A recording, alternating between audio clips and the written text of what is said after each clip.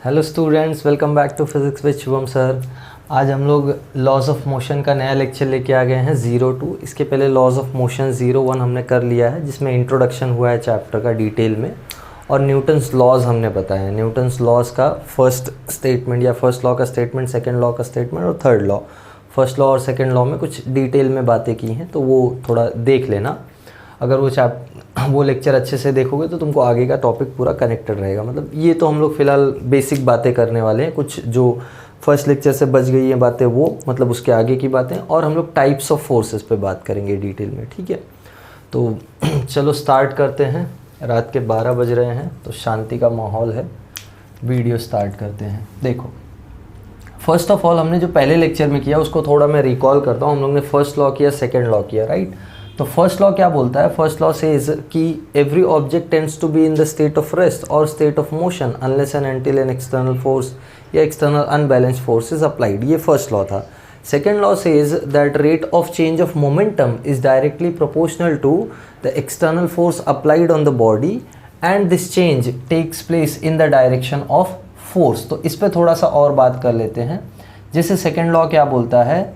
Second law says that rate of change of momentum which is this is directly proportional to, और इसको हम लोग लिखते थे फोर्स F। ये पिछले लेक्चर में देखोगे तो पता चलेगा कांस्टेंट 1 आता है। तो यहाँ से force is equal to dp/dt, यानी मोमेंटम की जगह अगर तुमको लीनियर मोमेंटम याद हो तो लीनियर मोमेंटम क्या होता था? लीनियर मोमेंटम होता था मास इनटू वेलोसिटी का प्रोडक्ट, राइट, या मास और वेलोसिटी का प्रोडक्ट। तो यहाँ मैं सब्स्टिट्यूट करूँ तो ये हो जाएगा मास इनटू वेलोसिटी। फाइन, चलो अब अगर मैं ये चीज़ बाहर निकाल लेता हूँ, जैसे फॉर एग्जांपल मास कांस्टेंट हो जाए तो इसी को हम लोग लिख सकते थे mdv/dt, यानी इसी को हम लोग लिख सकते थे मास टाइम्स एक्सेलरेशन। ओके, ये सेकेंड लॉ है। ओके, ये सेकेंड लॉ से अगर तुमको कोई बोलता है कि derive Newton's first law using second law, मतलब ये सेकेंड लॉ तुमको दिया हुआ है, इससे फर्स्ट लॉ पे जाना है। फर्स्ट लॉ क्या बोलता है? फर्स्ट लॉ बोलता है कि a body tends to be stay in the rest state of rest या state of motion unless and until an external force is applied. तो मैं थोड़ा फर्स्ट लॉ का थोड़ा मैथमेटिकल तुमको आइडिया देता हूँ। देखो, फर्स्ट लॉ के हिसाब से अगर एक्सटर्नल फोर्स 0 है, इफ़ एफ इज़ 0, ध्यान से समझो, मैथमेटिकली बता रहा हूँ क्या फर्स्ट लॉ का मीनिंग है, ताकि यहाँ से तुम मैथमेटिकली वहाँ पहुँच सको। तो इसका मीनिंग है if force is 0 then change in momentum is 0। इसका ये मीनिंग है। देखो ना, कोई बॉडी अगर रेस्ट पे है तो इसका मोमेंटम 0 है, राइट। क्यों? क्योंकि वेलोसिटी नहीं है ना। If body is at rest, body at rest, इसका मोमेंटम कितना है? मोमेंटम है 0। क्यों 0 है? क्योंकि वेलोसिटी 0 है, करेक्ट। सेम वे में कोई बॉडी अगर कांस्टेंट वेलोसिटी से मूव कर रहा है u, तो इसका जो मोमेंटम होगा, इसका मोमेंटम क्या हो जाएगा? इसका मोमेंटम हो जाएगा m इंटू यू, यानी ये क्या है? कांस्टेंट है ना। अरे u constant, velocity mass constant, यानी उनका प्रोडक्ट कांस्टेंट। तो first law says that if f is 0 then change in momentum is 0। तो can we go to that state या can we go to this part और can we go to that part from here? Of course हम लोग जा सकते हैं यहीं से। जैसे इसी पार्ट में मैं अगर फोर्स को 0 रख दूं तो मास तो 0 हो नहीं सकता है, मतलब एक्सेलरेशन 0 होगा। देख लो, यहाँ से आगे बढ़ते हैं। इफ़ f इज़ 0, इसका क्या क्या कॉन्सिक्वेंसेस हो सकता है अगर फोर्स 0 हुआ तो मास इनटू एक्सेलरेशन का प्रोडक्ट 0 हो जाएगा। अब मास कभी 0 हो नहीं सकता, बॉडी का मास 0 नहीं हो सकता है ना। तो इसका मतलब क्या है? Since mass can not be 0। देखो, बहुत सारे वेज हैं सेकेंड लॉ से फर्स्ट लॉ स्टेट करने का, ये एक वे है, ठीक है। सो एक्सेलरेशन क्या हो जाएगा? 0। और एक्सेलरेशन 0 हुआ मतलब चेंज इन वेलोसिटी क्या है? 0, मतलब वेलोसिटी चेंज नहीं हुई, यानी मोमेंटम चेंज नहीं हुआ। तो यही तो फर्स्ट लॉ है ना। If f is 0 change in momentum should be 0। तो f 0 लिया तो चेंज इन मोमेंटम हमको 0 मिल रहा है, मोमेंटम चेंज नहीं हो रहा है। इसको और एक तरीके से जा सकते हो, यहाँ से यहाँ आगे कंटिन्यू करो। अगर f 0 है, इफ़ f इज़ 0, इसका क्या मतलब होगा? इसका मतलब होगा कि derivative of momentum will be 0, right, हाँ या ना। और कौन से क्वांटिटी का डेरिवेटिव 0 होता है? हमने डेरिवेटिव्स में देखा था ना, कांस्टेंट क्वांटिटी का डेरिवेटिव ज़ीरो होता है। यानी यहाँ से क्या कंक्लूजन मिल रहा है कि P इज़ कांस्टेंट, और जो क्वांटिटी कांस्टेंट है उसका चेंज क्या है, ज़ीरो। तो यहाँ से भी फर्स्ट लॉ पे जा सकते हो, यहाँ से भी फर्स्ट लॉ पे जा सकते हो, one and the same thing. बस ये वाला जो चीज़ है ये वापस हम लोग करेंगे, जिसमें हम लोग इसको एक स्टेटमेंट का नाम देंगे called as principle of conservation of linear momentum. ठीक है, तो लीनियर मोमेंटम करके ये वापस आएगा ये पूरा चीज़। ये जो किया है, this is how you can go from Newton's second law to first law. ठीक है, यहाँ हम लोग Newton second law to first law जा रहे हैं। तो अगर कोई तुमसे पूछता है 1 मार्क के लिए 2 मार्क के लिए डिराइव करने को कि derive Newton's first law using Newton second law, so this is how you can derive. Newton का सेकेंड लॉ यूज़ करके तुम फर्स्ट लॉ डिराइव कर सकते हो। फाइन, चलो ये तो हो गई कुछ छोटी मोटी बातें फर्स्ट लॉ सेकेंड लॉ के रिलेटेड। अब और एक तुमको शायद याद हो, पिछले लेक्चर में मैंने बताया था, फर्स्ट लॉ क्वालिटेटिव डेफिनेशन देता है फोर्स का, सेकेंड लॉ क्वांटिटेटिव डेफिनेशन देता है। मैंने यहाँ पे साइड में लिखा था, तो वो लेक्चर में अच्छे से देखो तो याद रहेगा, बहुत इंपॉर्टेंट है। अब हम लोग करने जा रहे हैं टाइप्स ऑफ फोर्सेस। चलो ये नोट डाउन कर लिया था सबने, बढ़िया। टाइप्स ऑफ फोर्सेस देख लेते हैं कि कितने टाइप ऑफ फोर्सेस होते हैं जो हमको पढ़ने हैं। ओके, मतलब इनका कैटेगरी जो होता है ना फोर्सेस का, वो काफ़ी अलग अलग वेज में कैटेगराइज किया गया है फोर्सेस को। जैसे कभी इनको हम कॉन्टैक्ट नॉन कॉन्टैक्ट में कैटेगराइज करते हैं, कभी इनको हम रियल और सूडो में कैटेगराइज करते हैं, कभी इनको हम फंडामेंटल और बोल सकते हो डिराइव्ड में कैटेगराइज करते हैं, काफ़ी सारे। ठीक है, तो मैं तुमको बता दूंगा कौन कौन से कैटेगरी में क्या क्या कैटेगरीज आती हैं, या कौन कौन से पैरामीटर्स में क्या क्या कैटेगरीज आती हैं। ठीक है, सबसे पहले जैसे हम लोग बात कर लेते हैं कॉन्टैक्ट नॉन कॉन्टैक्ट फोर्सेस का। ठीक है, तो अब हम लोग बात करने जा रहे हैं टाइप्स ऑफ फोर्सेस। देखो ध्यान से, टाइप्स ऑफ फोर्सेस। ठीक है, first is contact forces. Contact forces क्या है? कॉन्टैक्ट फोर्सेस मतलब ऐसे फोर्सेस जिनको अप्लाई करने के लिए बॉडीज़ में फिजिकल कांटेक्ट ज़रूरी है। जैसे मुझे ये बोर्ड को हिट करना है तो मुझे कांटेक्ट फोर्स लगाना पड़ेगा, मुझे इसको कांटेक्ट करना पड़ेगा। ऐसा नहीं है ना कि मैं यहाँ से ऐसे जादू करूँ और ये बोर्ड हिट हो जाए, right? We can't do that. तो कांटेक्ट फोर्सेस के लिए कांटेक्ट नेसेसरी होता है या कांटेक्ट मस्ट होता है। So forces applied by making physical contact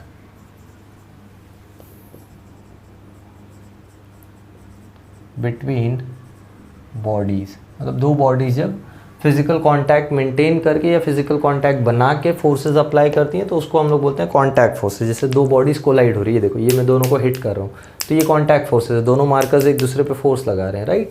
तो ये कांटेक्ट फोर्स है। ओके, कुछ एग्जाम्पल्स दे देते हैं कांटेक्ट फोर्सेस के। एग्जाम्पल क्या क्या लोगे कांटेक्ट फोर्सेस के, बोलो एग्जाम्पल। जैसे कांटेक्ट फोर्सेस के हम लोग ले लेते हैं स्प्रिंग फोर्स, है ना? स्प्रिंग, जब स्प्रिंग को तुम खींचो तो स्प्रिंग तुमको पुल बैक करती है। दूसरा एग्जांपल ले लो normal reaction force. Normal reaction बिना कांटेक्ट के आता ही नहीं है ना, है या ना? नॉर्मल रिएक्शन बिना कांटेक्ट के आता है क्या? फ्रिक्शन फोर्स, ये सब कांटेक्ट फोर्सेस हैं। फ्रिक्शन फोर्स, ये सब कांटेक्ट है। फ्रिक्शन भी जब तक तुम हवा में रहोगे तब तक ये बोर्ड तुमको फ्रिक्शन नहीं दे सकता, बट जब ये बोर्ड पे हाथ लगाओ तब ये बोर्ड तुमको फ्रिक्शन देगा। तो फ्रिक्शन एक कांटेक्ट फोर्स है। ऑलराइट, चलो आई होप समझ में आ गया होगा। काफ़ी एग्जांपल्स हैं, हम लोग इतना डिटेल में नहीं जा रहे। जैसे विस्कस फोर्स हो जाएगा, पानी में उतरोगे तो पानी ड्रैग प्रोड्यूस करेगा, ठीक है। नेक्स्ट देखो, नेक्स्ट है non contact forces. Non contact forces क्या है? नॉन कॉन्टैक्ट फोर्सेस मतलब इसका ऑपोजिट। जब फोर्सेस अप्लाई करने के लिए फिजिकल कॉन्टैक्ट चाहिए तो उसको कॉन्टैक्ट, और जब फोर्सेस अप्लाई करने के लिए फिजिकल कॉन्टैक्ट नहीं चाहिए तो उसको नॉन कॉन्टैक्ट। सबसे बेस्ट एग्जांपल सिंपल चुपचाप बोलेंगे, ग्रेविटी। देखो ना, तुम पेन को छोड़ो, अर्थ इसको पकड़ के नहीं रखा है, मतलब अर्थ और इसका कोई कांटेक्ट नहीं है, दिखाई पड़ रहा है। इसको तुम वैक्यूम में भी छोड़ो तो भी ये नीचे जाएगा। तो ग्रेविटी नॉन कांटेक्ट फोर्स है, मतलब forces applied without any contact between bodies.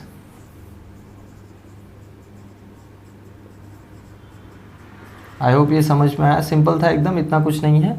Bodies में कांटेक्ट नहीं है फिर भी फोर्सेस लग रहे हैं। सिर्फ ग्रेविटी है क्या? नहीं, इलेक्ट्रोस्टैटिक फोर्स, चार्जेस एक दूसरे को रिपेल करते हैं। मैग्नेट एक दूसरे को दूर से अट्रैक्ट कर लेता है। अच्छा, मैग्नेट के बारे में सोचो, मैग्नेट कॉन्टैक्ट भी है और नॉन कॉन्टैक्ट भी है। मतलब दो मैग्नेट जब दूर होते हैं तो भी वो रिपेल कर रहे होते हैं, या दो मैग्नेट जब दूर होते हैं तो भी अट्रैक्ट कर रहे होते हैं, और चिपक जाते हैं तब भी अट्रैक्ट करते रहते हैं एक दूसरे को। तो contact forces they can be considered, sorry magnetic forces they can be considered contact as well as non contact. अभी हम उतना डिटेल में नहीं जा रहे हैं, अभी हम लोग सिंपल एग्जाम्पल रखेंगे। एग्जाम्पल है ग्रेविटी। ओके, ग्रेविटी के बाद इलेक्ट्रोस्टैटिक। इलेक्ट्रोस्टैटिक फोर्स भी क्या है? नॉन कॉन्टैक्ट फोर्स है ना, चार्जेस रिपेल करते हैं एक दूसरे को दूर से ही, तो भी नॉन कॉन्टैक्ट फोर्स हो गया। और कोई नॉन कॉन्टैक्ट फोर्स सोच सकते हो तो मुझे बताना, जैसे न्यूक्लियर फोर्सेस होते हैं, वीक न्यूक्लियर फोर्स वगैरह वगैरह, ये सब भी नॉन कॉन्टैक्ट फोर्सेस होते हैं। Will just right etcetera. इतने एग्जाम्पल्स इनफ होते हैं। फाइन। तो ये दो मेजर कैटेगरीज हैं जिनमें हम फोर्सेस को डिस्क्राइब करते हैं। ये फिजिकल वर्ल्ड में हम फोर्सेस को ऐसे डिस्क्राइब करते हैं। अब मैथमेटिकल वर्ल्ड में फोर्सेस को अलग तरीके से डिस्क्राइब करते हैं। मतलब ये जो हम फोर्सेस को परसीव करते हैं, हम जो फोर्सेस कैसे बता सकते हैं कि हाँ ये फोर्स मैंने अप्लाई किया तो ये कॉन्टैक्ट है, ठीक है, और ये फोर्स मैं नहीं अप्लाई कर रहा हूँ तो वो नॉन कॉन्टैक्ट है। मतलब अप्लाई कर रहे हैं बट कोई कॉन्टैक्ट नहीं है बीच में, तो वो नॉन कॉन्टैक्ट फोर्स है। फाइन। ओके, तो ये कॉन्टैक्ट नॉन कॉन्टैक्ट समझ में आया। अब इसके बाद हम लोग दूसरे टाइप पे चल रहे हैं या दूसरे कैटेगरी में चल रहे हैं। ये तो कॉन्टैक्ट के बेसिस पे हो गया। दूसरा अब हम लोग बात करेंगे फंडामेंटल और डिराइव्ड फोर्सेस की, या इन सिंपल वर्ड्स बोलूँ तो हम लोग फंडामेंटल फोर्सेस के बारे में बात करने जा रहे हैं।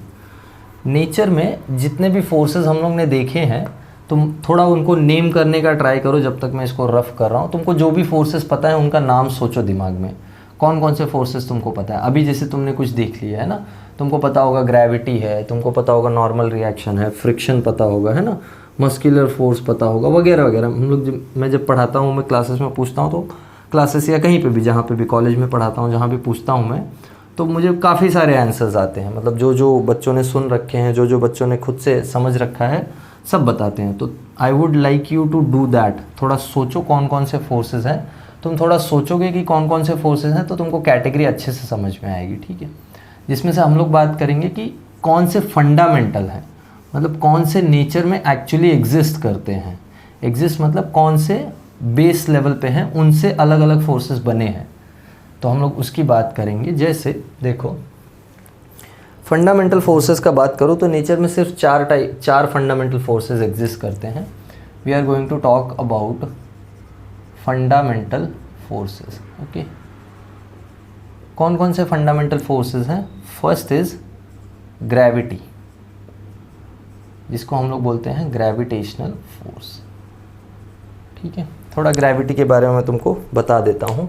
ग्रेविटेशनल फोर्स कैसा फोर्स है? ये फंडामेंटल फोर्स है। फंडामेंटल फोर्स का तुमको मैं आइडिया बता दूँ थोड़ा, क्या होता है फंडामेंटल फोर्स, या जाने दो, यहाँ तुम्हारे सिलेबस में तो नहीं है। फंडामेंटल फोर्स मतलब ऐसा फोर्स जिसका फील्ड नेचर में एग्जिस्ट करता है और उसके फील्ड से हम डिराइव कर सकते हैं। जैसे ग्रेविटेशनल फील्ड एग्जिस्ट करता है नेचर में, हम ग्रेविटेशनल फील्ड का यूज़ करके ग्रेविटेशनल फोर्स डिराइव कर पाते हैं मैथमेटिकली। मतलब हम ग्रेविटेशनल पोटेंशियल फंक्शन लें या ग्रेविटेशनल पोटेंशियल एनर्जी लें, तो उससे डिराइव करके हम ग्रेविटेशनल फोर्स को निकाल सकते हैं, उसकी वैल्यू पता कर सकते हैं। सिमिलरली अगर मैं इलेक्ट्रोमैग्नेटिक फील्ड देखूं तो इलेक्ट्रोमैग्नेटिक फील्ड को डिराइव करके या इलेक्ट्रोमैग्नेटिक फील्ड को डिफ्रेंशिएट करके अलग तरीके से मैं उससे इलेक्ट्रोमैग्नेटिक फोर्स निकाल सकता हूँ। वैसे न्यूक्लियर फील्ड से मैं न्यूक्लियर फोर्स निकाल सकता हूँ।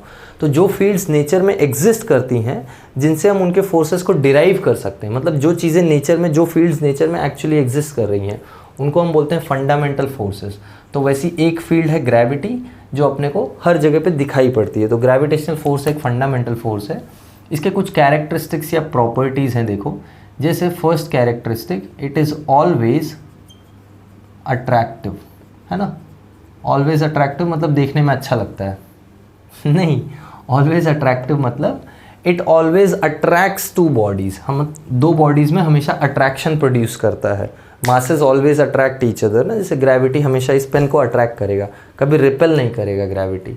सो gravity is always attractive in nature. Then second is it is a long range force. Long range force का मतलब क्या है? इसका जो रेंज होता है वो इनफाइनाइट होता है। मतलब अगर मैं अर्थ से दूर जाऊं तो काफ़ी दूर जाने पे भी इसका जो रेंज है या इसका जो इफेक्ट है वो मुझे दिखाई पड़ेगा। So it has infinite range. अच्छा, इनफाइनाइट रेंज का आता कहाँ से ये समझ लो। तुम सबने ये फॉर्मूला देखा होगा ना, gravitational force is equal to G times m1 m2 by R square, right. ये फॉर्मूला देख के सबको याद आ जाता है जितना 10th में फिजिक्स पढ़ा है, क्योंकि यही तुमको याद ही रहता है फॉर्मूला। हाँ, ये फॉर्मूला फर्स्ट चैप्टर में था तो ये याद रहेगा, या CBSE में भी ये फॉर्मूला सब ने देखा होगा, तो सबको याद रहता है। यहाँ से एक चीज़ देखो, ये फोर्स जो है वो डिपेंड करता है स्क्वायर ऑफ द डिस्टेंस पे इन्वर्सली, राइट। मतलब अगर मैं दूर जाऊँ किसी दो बॉडीज़ के डिस्टेंस या किसी एक बॉडी से दूर जाऊँ तो ग्रेविटेशनल फोर्स इन्वर्स स्क्वायरली डिक्रीज होगा। तो ये जो फोर्स होता है ना, ये ओबे करता है इन्वर्स स्क्वायर लॉ। ये ध्यान देना, बहुत इंपॉर्टेंट है। नेचर में कुछ फोर्सेस इन्वर्स स्क्वायर लॉ ओबे करते हैं, कुछ नहीं करते हैं। तो ग्रेविटी उनमें से एक है जो इन्वर्स स्क्वायर लॉ ओबे करता है, मतलब इसका जो स्ट्रेंथ है वो इन्वर्स स्क्वायरली डिक्रीज होता है विद रिस्पेक्ट टू डिस्टेंस। तो अब ध्यान से देखो, जब r इनफाइनाइट होगा तब फोर्स जीरो होगा ना, तो इसके लिए इसका जो रेंज होता है वो इनफाइनाइट होता है, तो इट हैज़ इनफाइनाइट रेंज। समझ में आ गई बात? फाइन, इनफाइनाइट रेंज है। फोर्थ थिंग या फोर्थ चीज़, ये जो फोर्स है ये मीडियम पे डिपेंडेंट नहीं होता है। तुम बोलोगे ये क्या बात है? ये वैसा ही बात है कि अगर तुम एक जैसे तुम कोई एक पर्सन खड़ा है, वो एयर में खड़ा है, और कोई वही पर्सन जाके अगर वाटर में खड़ा हो जाए, दोनों केसेस में उस पर जो ग्रेविटेशनल फोर्स लगेगा वो सेम लगेगा। तुम बोलोगे ये तो नहीं, एक्सेप्टेबल नहीं है, पानी में जाओगे तो ग्रेविटी कम हो जाता है। ऐसा नहीं है, तुम चाहे यहाँ खड़े रहो, चाहे यहाँ खड़े रहो, चाहे वैक्यूम में खड़े रहो, हर जगह ग्रेविटी सेम है। ग्रेविटी मीडियम पे डिपेंड करता ही नहीं है। हाँ, पानी में जाके तुमको ऐसा लगता है कि तुम्हारा वेट हल्का हो गया है, वो इसलिए लगता है क्योंकि पानी तुम्हारे ऊपर एक ऊपर की तरफ फोर्स लगाता है जिसको बोलते हैं अपथ्रस्ट या बॉयंसी फोर्स, तो ये बॉयंसी फोर्स की वजह से तुमको फील होता है कि तुम्हारा वेट कम हो गया है, क्योंकि अब वेट में से ये जो बॉयंसी फोर्स है वो सब्ट्रैक्ट होकर रिजल्टेंट फोर्स नीचे की तरफ आ रहा है तुम्हारा, तो इसलिए तुम्हारा वेट तुमको कम फील होता है। तो एक्चुअल में ग्रेविटी कम नहीं हो गई है, ग्रेविटी उतना ही नीचे लग रहा है, बस एक एक्स्ट्रा बॉयंसी फोर्स ऊपर की तरफ आ गया है जिसकी वजह से तुम्हारा वेट तुमको कम समझ में आ रहा है, या कम दिखाई पड़ रहा है, या कम परसीव हो रहा है। सो इट इज़ मीडियम इंडिपेंडेंट या इंडिपेंडेंट ऑफ द मीडियम। बहुत इंपॉर्टेंट है, याद रखना। MCQs में पूछ लेता है gravitational force is independent of medium, या डिपेंडेंट है या नहीं, ऐसा कोई 1 मार्क में पूछ लिया, या कैसे भी, जैसे भी तुमको समझ में आए। और ये जो फोर्स होता है ये वीकेस्ट इन नेचर होता है, मतलब इसका जो स्ट्रेंथ है वो सबसे कमज़ोर है। कैसे, ज़रा समझते हैं इसको। जैसे ये पेन देखो ना, ये पेन, ये मार्कर को पूरा अर्थ खींच रहा है, क्योंकि पूरे अर्थ का ग्रेविटेशनल फोर्स है ना इस पर, पूरे अर्थ का ग्रेविटेशनल फोर्स इसको नीचे खींच रहा है, बट फिर भी मैं ये मार्कर को इतना इजीली उठा सकता हूँ। पूरे अर्थ की वजह से जो फोर्स आ रहा है वो भी इतना नहीं है कि ये मार्कर को पकड़ के रख सके, मैं इसको उठा सकता हूँ ईजिली। इनफैक्ट उठाना ही छोड़ो, मैं इसको ग्रेविटी के अगेंस्ट ऊपर भी भेज सकता हूँ। ये सुन लो, जितना ज़्यादा फोर्स दूंगा उतना ज़्यादा ये ग्रेविटी के अगेंस्ट ऊपर जा सकता है। तो ये तभी पॉसिबल है जब ग्रेविटी काफ़ी वीक होगा। तो ग्रेविटी जो होता है सारे फंडामेंटल फोर्सेस में से, या सारे फोर्सेस में से नेचर में सबसे वीक होता है। अब वीक का ये मतलब नहीं है कि ग्रेविटी को ग्रांटेड ले लो, जाओ थोड़ा स्टार्स के अगल बगल या ब्लैक होल्स के आसपास, तब समझ में आएगा ग्रेविटी कितनी स्ट्रांग हो सकती है। स्ट्रांग हो सकती है मतलब क्या, ग्रेविटी होने को इतनी स्ट्रांग भी हो जाती है कि लाइट तक को पास नहीं होने देती है। तो ग्रेविटी का अपना अपना रीजन है, अपना अपना फोर्टे है, वहाँ ग्रेविटी स्ट्रांग होती है। So we are not going there. Okay, second देखो, सेकेंड जो फंडामेंटल फोर्स है that is electromagnetic force. Electromagnetic force मतलब क्या, नेचर में हम लोग मतलब अपने अब तक 9th-10th में तो तुमने अलग अलग ही देखा होगा। तुमने सुना होगा इलेक्ट्रोस्टैटिक फोर्स और magnetic force, right. Magnet attract repel करते हैं उसको मैग्नेटिक फोर्स, फिर चार्जेस अट्रैक्ट रिपेल करते हैं उसको इलेक्ट्रोस्टैटिक फोर्स, करेक्ट। तो नेचर में ऐसा इलेक्ट्रिक मैग्नेटिक फील्ड सेपरेटली नहीं एग्जिस्ट करता है। हाँ, कहीं कहीं बहुत स्पेशल केसेस में इलेक्ट्रिक फील्ड सेपरेटली एग्जिस्ट करेगा या मैग्नेटिक फील्ड सेपरेटली एग्जिस्ट करेगा, बट यूजुअली जो फील्ड होती है वो इलेक्ट्रोमैग्नेटिक फील्ड पूरी की पूरी एक साथ एग्जिस्ट करती है। तो जो फोर्स एग्जिस्ट करता है ना वो इलेक्ट्रोमैग्नेटिक फोर्स एग्जिस्ट करता है, ना कि इलेक्ट्रोस्टैटिक, ना कि मैग्नेटिक। इनफैक्ट नेचर में जितने भी फोर्सेस हम डे टू डे लाइफ में ऑब्जर्व करते हैं, हम अपने डे टू डे लाइफ में जितने फोर्सेस एक्सपीरियंस करते हैं, एक्सेप्ट फॉर ग्रेविटी, सारे इलेक्ट्रोमैग्नेटिक होते हैं। ये क्या बात है, ये वही बात है कि हम जितने फोर्सेस को एक्सपीरियंस करते हैं सब कैसे हो रहा है, सबका एक्सपीरियंस मॉलिक्यूल्स के इंटरैक्शन से आ रहा है ना। अब देखो मैं ये फ्रिक्शन फील कर रहा हूँ तो मेरे हाथ के मॉलिक्यूल्स और ये बोर्ड के मॉलिक्यूल्स कुछ इंटरैक्शन कर रहे हैं तभी ये फ्रिक्शन फील हो रहा है, ये सुनो। मैं इसको हिट करता हूँ तो एक्शन रिएक्शन जो भी आ रहा है, रिएक्शन फोर्स, वो तभी आ रहा है जब मेरे हाथ के मॉलिक्यूल्स इसके मॉलिक्यूल से कुछ इंटरैक्शन कर रहे हैं। सो इंटरमॉलिक्यूलर इंटरैक्शन से प्रोड्यूस होने वाला फोर्स जो होता है ना, दैट इज़ इलेक्ट्रोमैग्नेटिक फोर्स। वहाँ इलेक्ट्रिक और मैग्नेटिक फील्ड्स इंटरैक्ट करती हैं। So this is a force due to interaction between electric and magnetic fields. और ये जो फोर्स है, ये फोर्स अपने को मालूम है कैन बी अट्रैक्टिव और रिपल्सिव। क्यों? क्योंकि चार्जेस रिपेल भी करते हैं ना और चार्जेस अट्रैक्ट भी करते हैं। सो ये फोर्स कैसा हो सकता है, अट्रैक्टिव भी हो सकता है, रिपल्सिव भी हो सकता है। समझ में आ गई बात। दूसरा, it also obeys inverse square law. Inverse square law ये भी ओबे करता है। अगर तुमने कूलम्स लॉ पढ़ा होगा तो तुमको पता होगा कूलम्स लॉ का जो फॉर्मूला है, वो कूलम्स लॉ का फॉर्मूला है Coulomb's constant Q1 Q2 by R square. यहाँ क्लियरली दिखाई पड़ रहा है that it is also following inverse square law. Okay, ये दोनों फॉर्म्स एकदम ही सेम है, न्यूटन का फॉर्म और कूलम का फॉर्म, मतलब कूलम का फोर्स का फॉर्म, तो दोनों सेम ही है। ये भी इनवर्स स्क्वायर लॉ फॉलो करता है।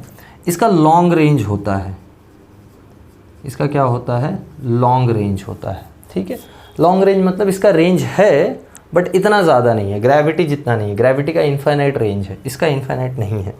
इन्फाइनाइट से समझ लेना कि मैं एक्चुअल इन्फिनिटी का बात नहीं कर रहा हूँ कि जहाँ पहुँचा ही नहीं जा सके।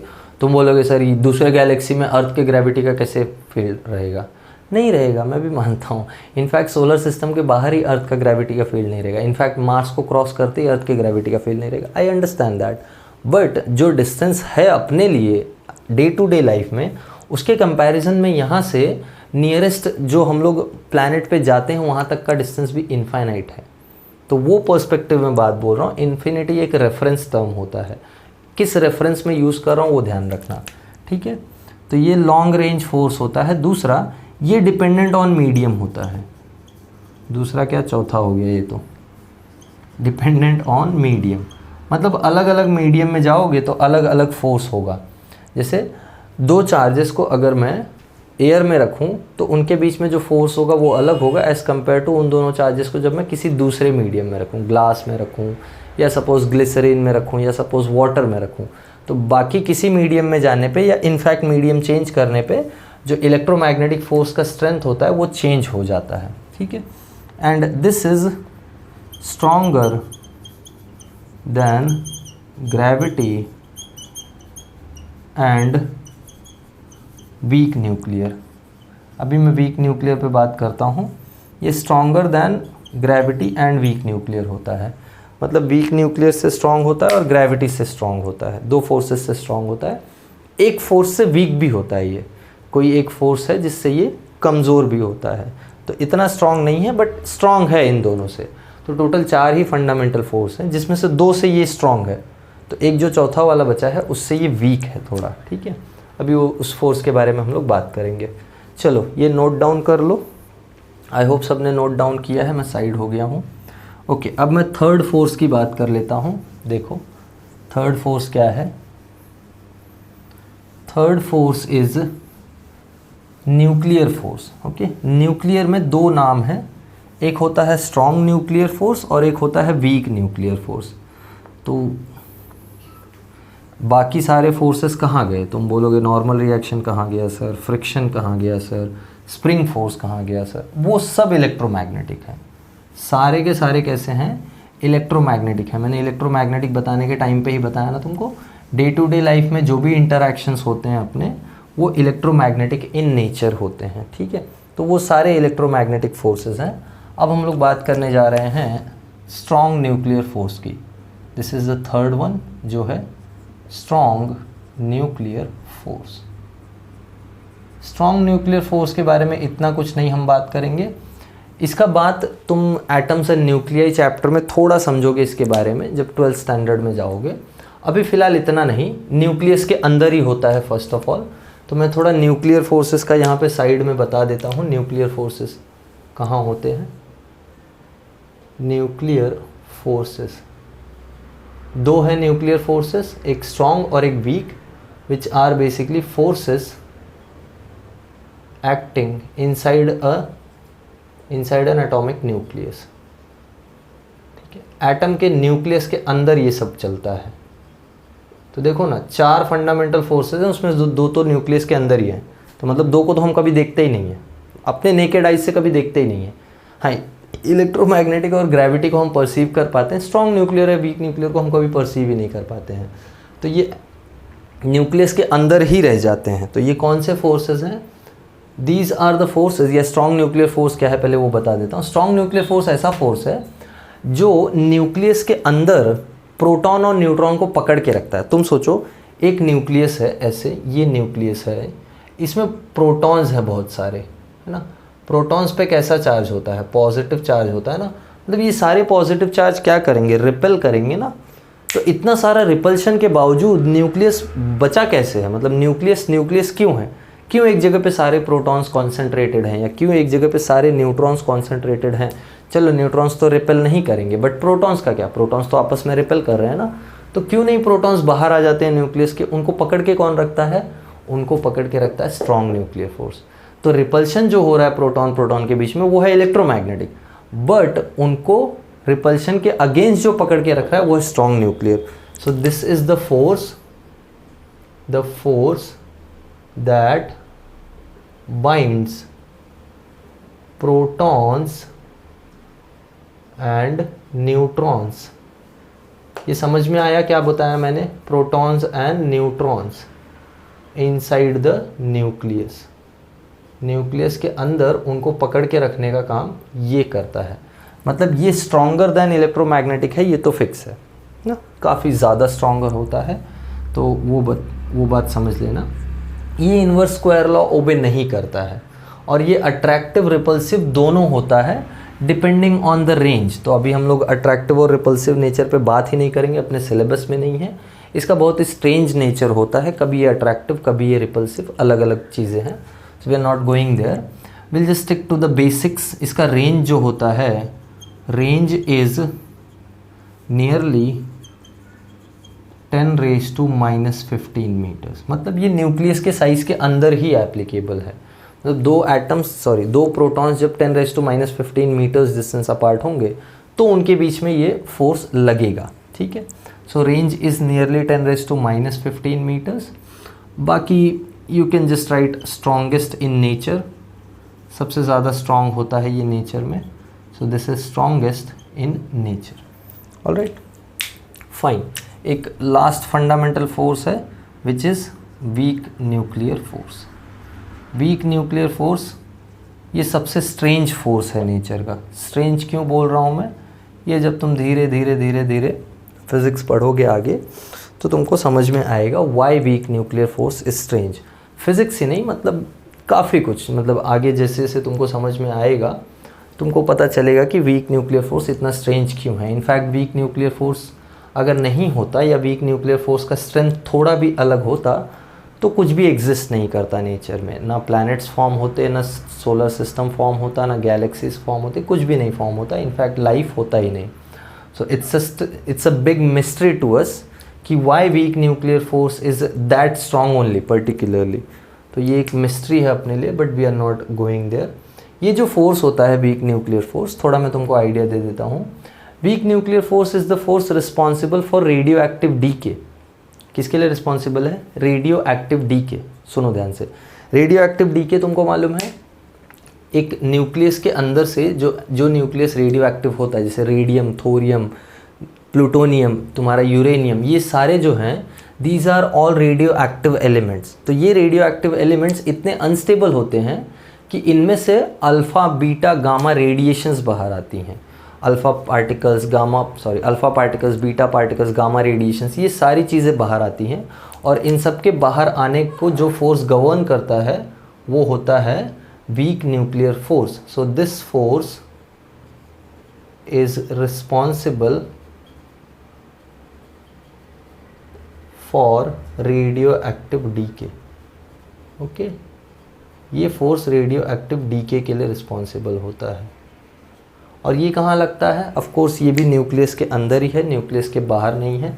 तो इसका भी रेंज जो होता है, range is nearly 10⁻⁻14 metres to 10⁻⁻15 metres, ठीक है। इसका भी रेंज न्यूक्लियस के अंदर ही है। एंड ये जो फोर्स है ये स्ट्रॉन्गर दैन ग्रेविटी होता है, बस this is stronger than gravity. तो ये तो ABCD वाला बात हो गया कि ग्रेविटी इससे, ग्रेविटी वीकेस्ट है तो ये ग्रेविटी से स्ट्रॉन्गेस्ट है, फाइन, या ग्रेविटी से ज़्यादा स्ट्रॉन्ग है। बाकी तो इलेक्ट्रोमैग्नेटिक इससे तो स्ट्रॉन्ग ही है, तो ऑफकोर्स ये इलेक्ट्रोमैग्नेटिक से स्ट्रॉन्ग नहीं हो सकता है। Okay, so this was about fundamentality of the forces. Nature में यही 4 फंडामेंटल फोर्सेस एग्जिस्ट करते हैं। इनके अलावा जो भी फोर्सेस हैं ना नेचर में, वो डिराइव्ड फोर्सेस हैं। मतलब जैसे मैं नॉर्मल रिएक्शन बोलूँ तो वो इलेक्ट्रोमैग्नेटिक का डेरिवेटिव है, मतलब इलेक्ट्रोमैग्नेटिक का ही कॉन्सिक्वेंस है वो, ठीक है, उसी से डिराइव होके आया है। तो जितने भी फोर्सेस हम लोग अपने डे टू डे लाइफ में देखते हैं, जैसे मैं बोल रहा हूँ तो एयर रेजिस्टेंस है, एयर के वजह से साउंड कैरी हो रहा है, ये सब कुछ हम लोग, हवा अपने ऊपर कुछ फोर्स लगाता है, कुछ भी, व्हाटएवर, एटमॉस्फेरिक प्रेशर है, जो भी फोर्सेस तुम डे टू डे लाइफ में देख सकते हो, सारे इलेक्ट्रोमैग्नेटिक इंटरेक्शंस का कॉन्सिक्वेंस होते हैं। तो इसलिए फंडामेंटल नेचर में 4 ही होते हैं। जैसे यूनिट्स मेजरमेंट में हमने देखा था ना, 7 ही फंडामेंटल क्वांटिटीज़ हैं, उन्हीं के टर्म्स में हम अलग अलग डिराइव्ड क्वांटिटीज़ बता पाते हैं। तो वैसे ही नेचर में 4 ही फंडामेंटल फोर्सेस हैं, इन्हीं के बेसिस पे हम बाकी के फोर्सेस को डिस्क्राइब कर पाते हैं। तो बाकी जितने भी नेचर में फोर्सेस हम परसीव करते हैं वो सब इन्हीं के डेरिवेटिव्स होते हैं, ठीक है, वो सब इन्हीं से डिराइव होके आते हैं।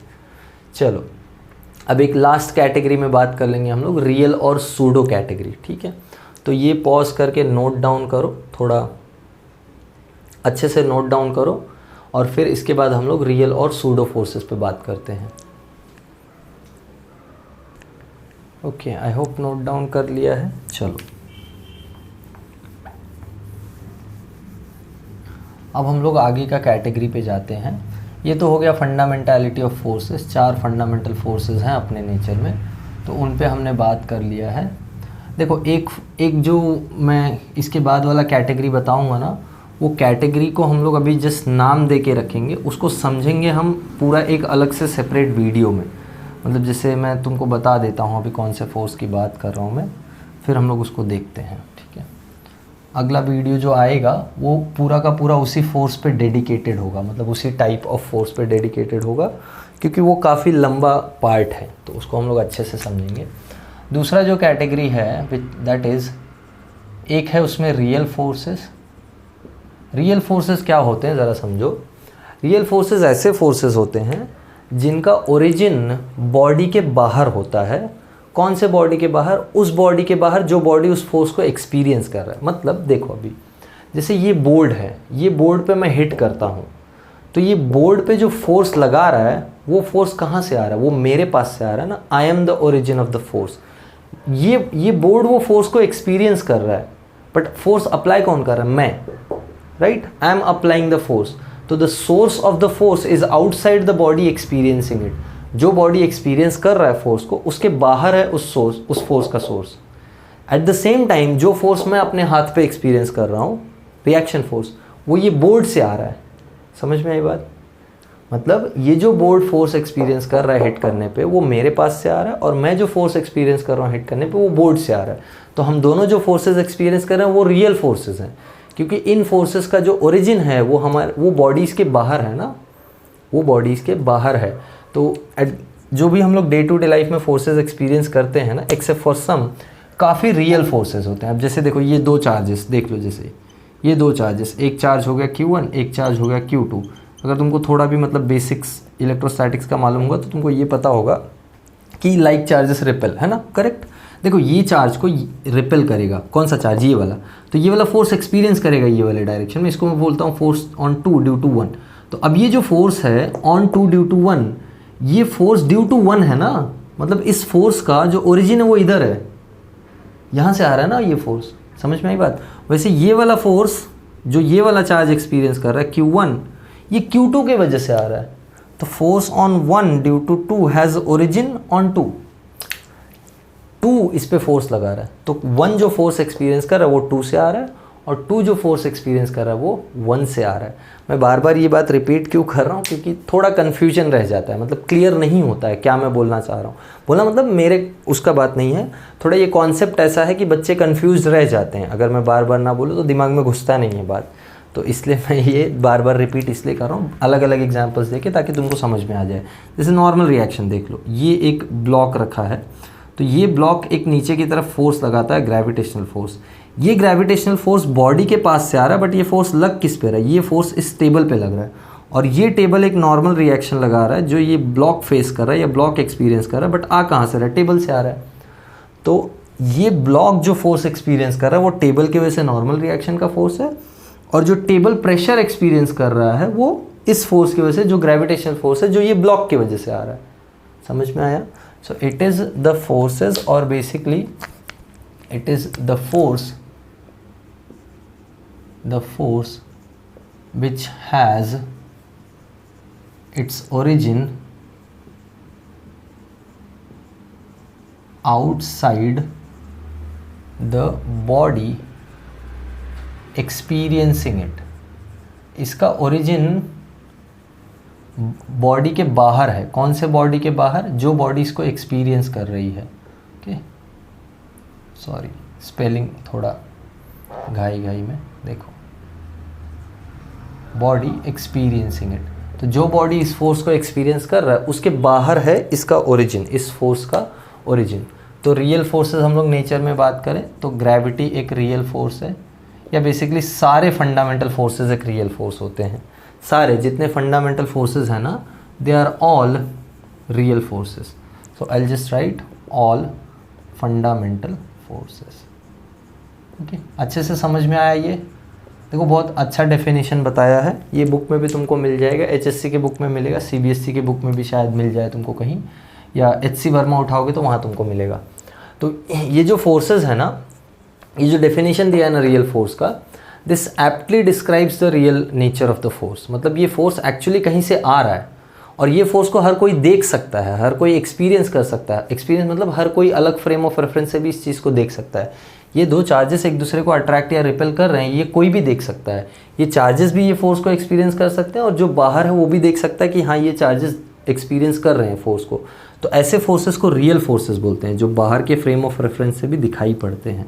ओके, वेयर एज एक दूसरा फोर्स होता है, दूसरा टाइप इसी में, which is pseudo force.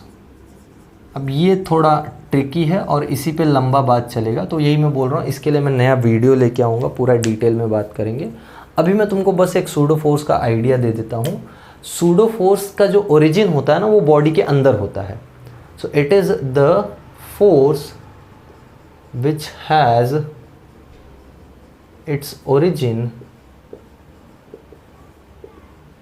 Inside the body experiencing it. मतलब जो बॉडी एक्सपीरियंस कर रहा है उस फोर्स को, वही बॉडी वो फोर्स प्रोड्यूस भी कर रहा है। अब ये क्या मिस्ट्री का बात हो गया?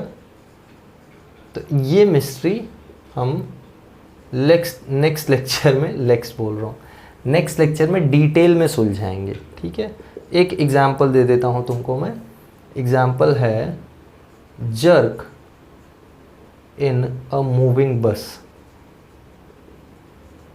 एक बस है जो चल रही है, उसमें तुमको झटके लगते हैं ना आगे पीछे, वो सूडो फोर्स है, ठीक है।